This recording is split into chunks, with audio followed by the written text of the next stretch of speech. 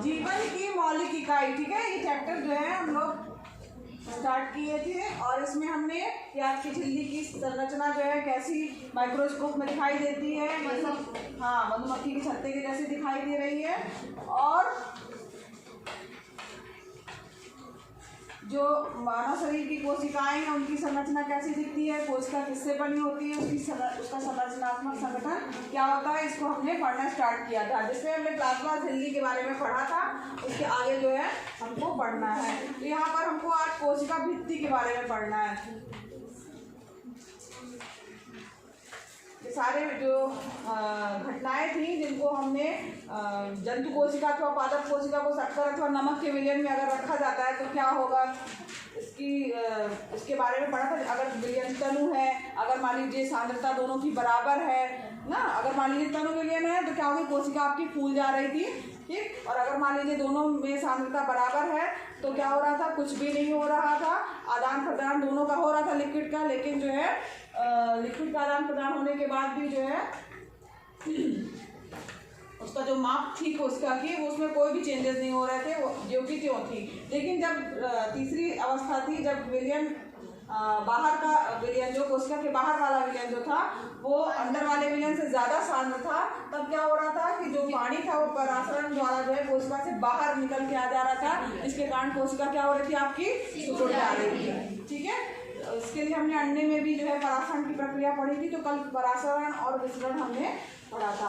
आज जो है कोशिका भित्ति के बारे में जानेंगे कि कोशिका भित्ति जो है वास्तव में है क्या। तो जो भी ये कोशिका भित्ति बच्चों केवल जो पादप कोशिकाएं होती है, पादप का मतलब होता है पौधे वाली जो कोशिकाएं होती हैं, केवल उसमें जो है होती है। और इसमें प्लाज्मा झिल्ली के अतिरिक्त जो है कोशिका भित्ति होती है।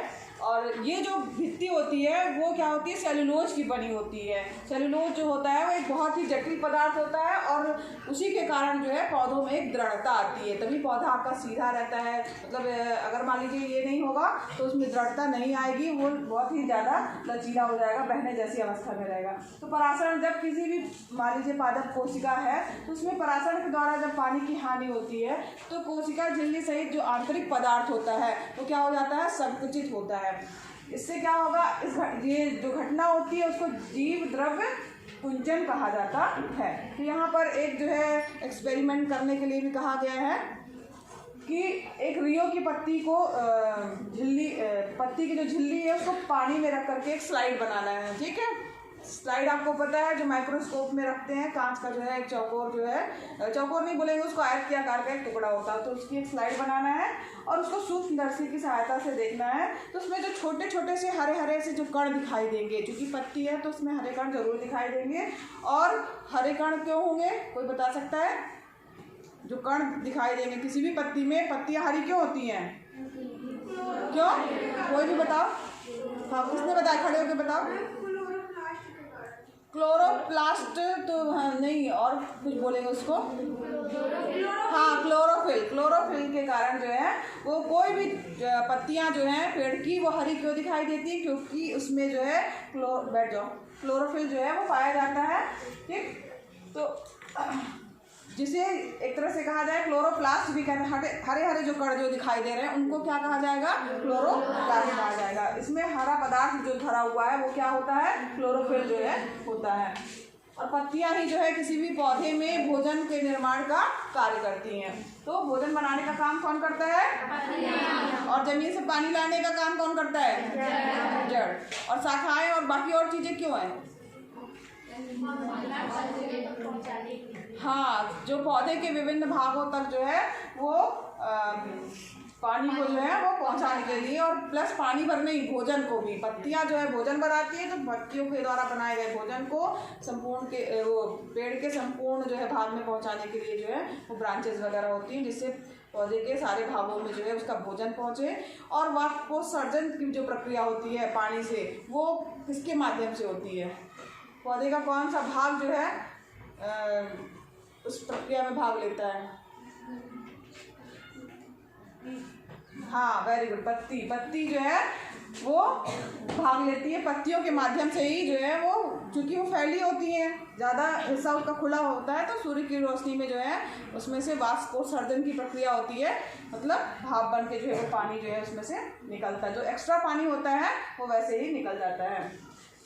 तो यहाँ पर जो है अब क्या करना है आपको,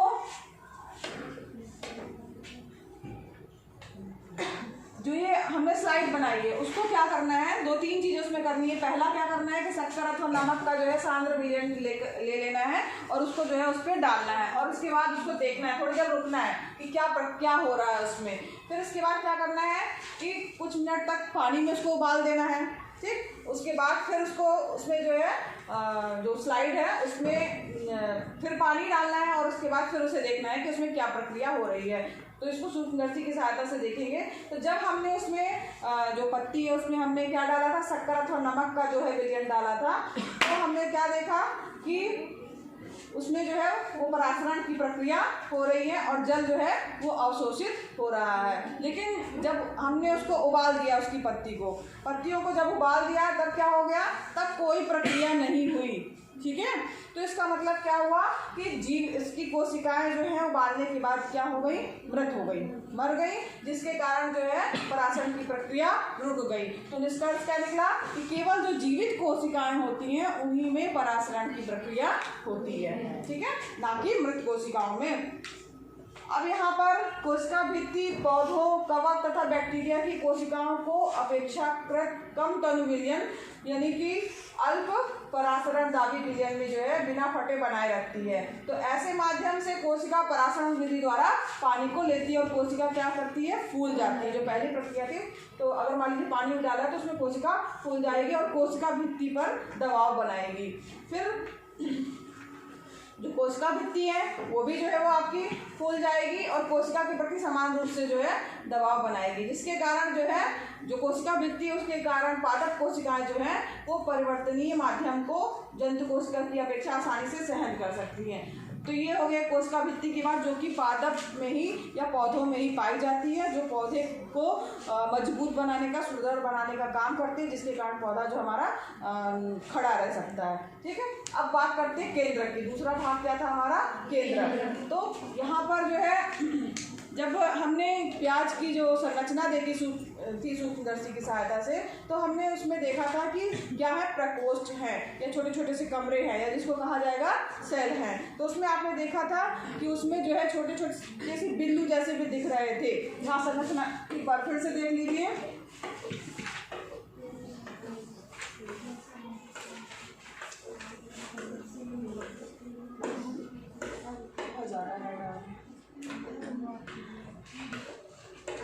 ये ठीक है। तो यहाँ पर देखिए, यहाँ पर जो है आपको ये छोटे छोटे से बिंदी जैसे दिख रहे हैं, ये सब जो है वो क्या है, ठीक। और ये जो दूसरी चीजें हैं ये सारी क्या है, और ये पूरी चौकोर पूरा भाग जो है वो क्या है, चौकोर है, पंचभुज है, मतलब इसका आकार निश्चित नहीं। ये सारी क्या है, कोशिकाएं, और उनके सभी के बीच में क्या दिखाई दे रहा है हमको, तो हर कोशिका का जो है अपना एक क्या होता है, संरचना में केंद्रक होता है, ठीक है। बाहरी आवरण भी होता है, झिल्ली हो गई जिसको बोलते हैं ना, प्लाज्मा झिल्ली बोला जाएगा। और पादपों में तो कोशिका भित्ति, हाँ, कोशिका भित्ति भी जो है उसे कहते हैं।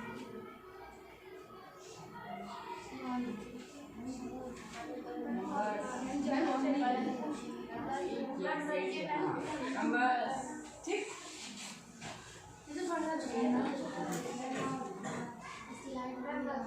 बस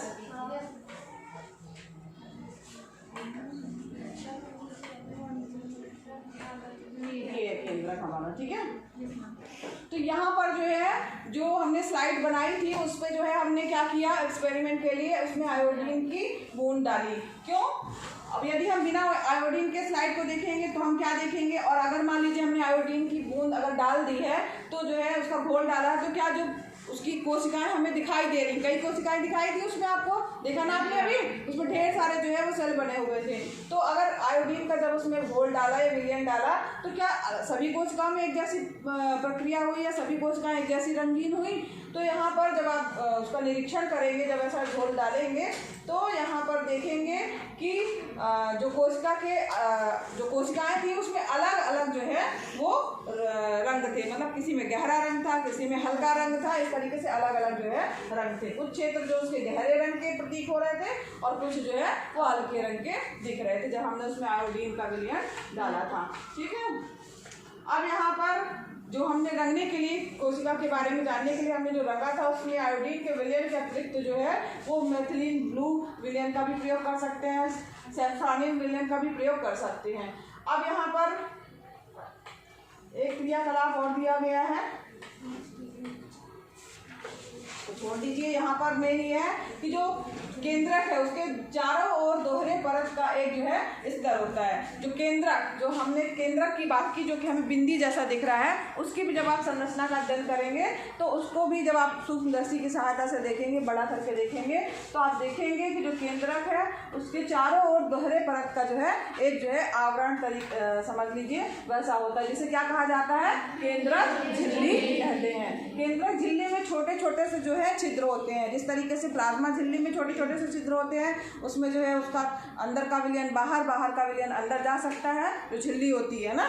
उसी तरीके से जो केंद्रक होता है उसके जो बाहरी आवरण होता है दोहरा, उसमें जिसको केंद्रक झिल्ली कहते हैं, उसमें से भी जो है छोटे छोटे से छिद्र होते हैं। अब छिद्र होने के कारण क्या होगा कि केंद्रक के अंदर का जो कोशिका द्रव, जो इसमें उसके अंदर एक लिक्विड भरा होता है जिसको क्या बोला जाता है, कोशिका द्रव। ठीक है, वो केंद्रक के बाहर भी जा सकता है और अंदर भी कोई चीज आ सकती है। ठीक है, अब यहाँ पर जो केंद्रक होता है उसमें होते हैं क्या, क्रोमोसोम होते हैं जो कोशिका को, अब आपको ये भी पता है कि कोशिका जो है वो विभाजित होती है ना, विभाजित होकर के 1 से 2, 2 से 4, 4 से 8 इस तरीके से उसका विभाजन होता है। तो यहाँ पर जो क्रोमोसोम होते हैं जो कि जिनका आकार जो रहता है वो जो है एक तरीके से कहा जाए धागे की तरह होता है। तो क्रोमोसोम जो होते हैं जब इनका विभाजन होता है तो केंद्रक में मतलब कोशिका का अगर विभाजन हो रहा है तो उस समय जो है ये आपको क्रोमोसोम दिखाई देंगे। और जो भी अनुवांशिक गुण होते हैं हमारे, ठीक है, जो माता पिता से डीएनए के रूप में जो है अगली संतति में आते हैं तो वो क्रोमोसोम के माध्यम से ही आते हैं। तो क्रोमोसोम, डीएनए तथा प्रोटीन, जो क्रोमोसोम होते हैं वो डीएनए के बने होते हैं और प्रोटीन के बने होते हैं। ठीक, डीएनए जो होता है अणु में कोशिका के निर्माण व संगठन की सभी आवश्यक सूचनाएं जो हैं, डीएनए जो अणु जो होता है उसमें कोशिका का निर्माण कैसे हुआ, उसका संगठन कैसे बना, उसकी सभी जो है सूचनाएं जो हैं वो किसमें पता चलती हैं, डीएनए में पता चलती हैं। तो अक्सर आपने देखा होगा। और जो डीएनए के क्रियात्मक खंड को क्या कहते हैं, जीन कहते हैं। तो कई बार होता है कि आपने देखा होगा कि कई लोग डीएनए टेस्ट भी कराते हैं जिससे पता चल जाता है कि उनके जो असली माता पिता हैं उनके जो है सूत्र जो है वो एक जैसे, उनके गुण जो है वो एक जैसे हैं। ठीक है, तो और जो कोशिका विभाजित नहीं हो रही होती है उसमें यह डीएनए जो होते हैं क्रोमेटिन पदार्थ के रूप में विद्यमान रहता है। क्रोमेटिन पदार्थ जो होता है वो धागे की तरह की रचना होती है, जिसमें एक जाल का पिंड होता है। और कभी भी कोशिका विभाजित जब होने वाली होती है तब यह जो है वो क्रोमोसोम में संगठित हो जाता है। तो यहाँ पर कोशिकीय जो जनन होता है, कोशिकाओं में जब जनन की प्रक्रिया होती है तो केंद्रक जो है वो महत्वपूर्ण जो है वो भूमिका निभाता है। तो यहाँ पर जब कोशिका होती है वो अकेली कोशिका जो होती है वो विभाजित होकर के 2 कोशिकाओं में जो है 2 नई कोशिकाओं में बन जाती है।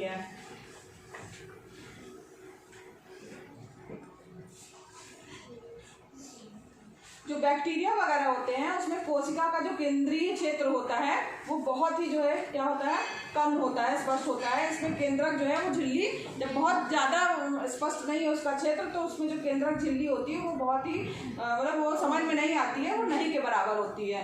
तो यहाँ पर जो पदार्थ होता है केंद्रक क्षेत्र में उसमें क्रोमेटिन जो है पदार्थ ही केवल होता है। और ऐसे क्षेत्र को केंद्रकाय कहा जाता है, जिसकी ऐसे जीव जिसकी कोशिकाओं में केंद्रक झिल्ली नहीं होती है उन्हें क्या कहा जाता है, प्रोकैरियोट। ठीक है, प्रो का मतलब होता है आदि और कैरियोट मतलब होता है केंद्रक। ठीक है, किसमें, जिसकी कोशिकाओं में केंद्रक झिल्ली नहीं होती है। ठीक है, अब यहाँ पर जिन जो कुछ ऐसे जीव भी होंगे जिसमें केंद्रक झिल्ली होगी उनको क्या कहा जाएगा, यूकैरियोट। ठीक है, तो यहाँ पर ये दोनों चीजें आप याद कर लीजिएगा।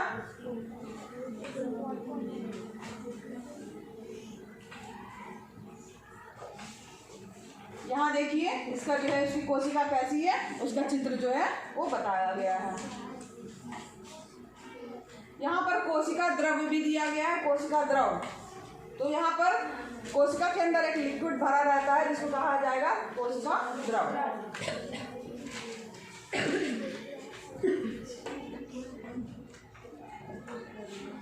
तो यहाँ जब हमने प्याज की झिल्ली और मनुष्य के जो गाल की कोशिकाओं की जो है उसको स्लाइड में उसको देखा सूक्ष्मदर्शी की सहायता से, तो हमने क्या देखा कि प्रत्येक कोशिका जो है उसमें एक बड़ा सा क्षेत्र जो दिखाई देता है जो कोशिका झिल्ली से घिरा हुआ है, और बहुत ही जब आप उसको देखेंगे तो उसमें बहुत हल्का सा जो है इस क्षेत्र में धब्बा दिखाई दे रहा था जिसे क्या कहा गया, कोशिका द्रव कहा गया।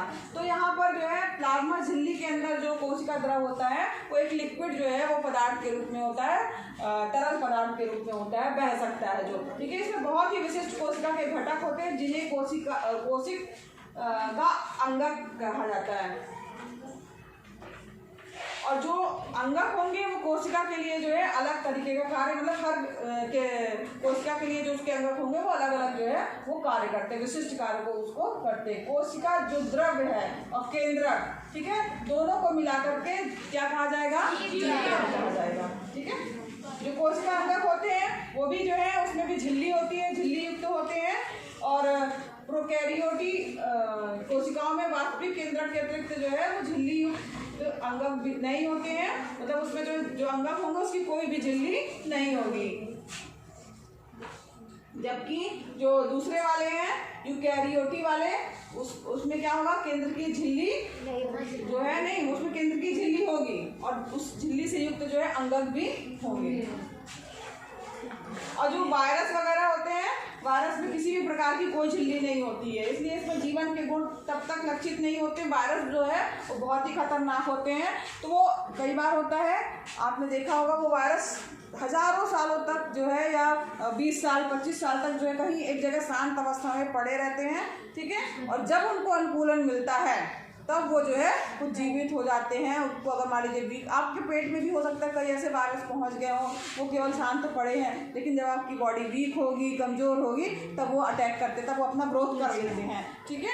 तो वायरस जो है वो जीवन के गुण उसमें तब तक लक्षित नहीं होते जब तक यह किसी सजीव के शरीर में प्रविष्ट करके कोशिका की मशीनरी का उपयोग कर अपना बहुगुणन नहीं कर लेता है। फिर वो बढ़ते जाते हैं, बहुत तेज़ी से बढ़ते हैं, उनका गुणन होता है, मतलब मल्टीप्लाई होते जाते हैं। 1 से 2, 2 से 4, 4 से 8, 8 से फिर एकदम हाँ नहीं 8 से 12 नहीं होगा हाँ, इस तरीके से जो उनका गुणन होता जाता है, ठीक।